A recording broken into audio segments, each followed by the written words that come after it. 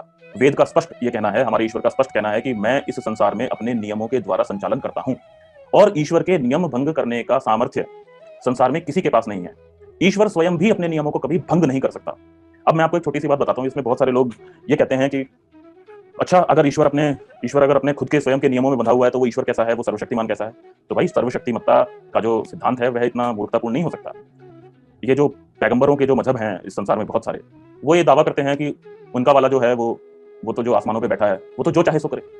जब उसकी मर्जी होती है तो वो ऐसे कर देता है, जब उसकी मर्जी होती है तो ऐसे कर देता है। जब उसकी मर्जी होती है तो वो किसी मनुष्य के हृदय में पाप डाल देता है, जब उसकी मर्जी होती है तो किसी मनुष्य की आत्मा में पुण्य डाल देता है। जब उसकी इच्छा होती है जिसको चाहे तो जन्नत में भेज देता है, जिसको चाहे तो जहन्नम में भेज देता है। तो हमारा कहना है कि ऐसा जो आसमानों का जो वो है बैठा हुआ है, उसको अपने दिमाग का इलाज कराना चाहिए। उसको औषधि की आवश्यकता है, उसको सिंहासन की आवश्यकता नहीं है। क्यों? क्योंकि यदि कोई ईश्वर यदि ऐसा होता कि वो जो चाहे मन में सो करता, जो मन में आए सो करता, तो उस ईश्वर का तो बहुत पहले कल्याण हो चुका होता, उसका तो बंटाधार हो चुका होता।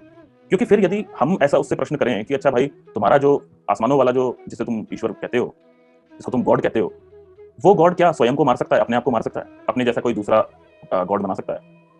क्या वो शैतान को अपने जगह पे बिठा सकता है और खुद शैतान बन सकता है? यदि बन सकता है तो हमें तो डर है कि हो सकता है वो ऑलरेडी उसने अपने आप को मार के शैतान को अपनी जगह पे ना बिठा लिया हो। तो अभी जितने लोग ये उसकी इबादत करते हैं वो सारे के सारे कहीं शैतान की तो इबादत नहीं कर रहे। क्योंकि जब दावा ये है कि वो जो चाहे सो करे, तो हमें क्या पता कि उसने अभी तक क्या कर लिया है हमारे साथ या जो उसके मानने वाले हैं उनके साथ।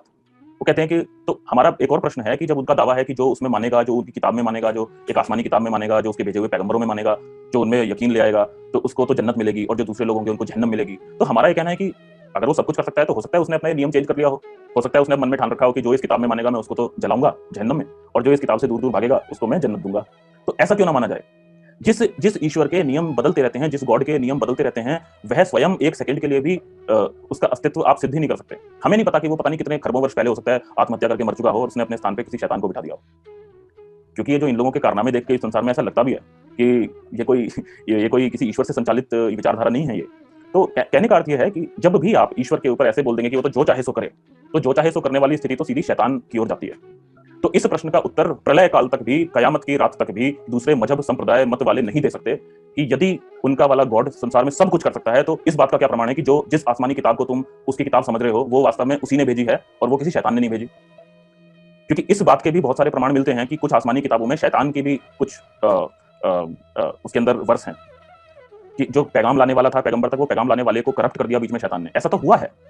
तो यदि ऐसा हुआ है तो फिर ऐसा क्यों ना माना जाए कि जो बाकी की किताब है वो भी सारी की सारी शायद उसी ने करप्ट कर दी और वो शायद पता ना चला हो किसी को।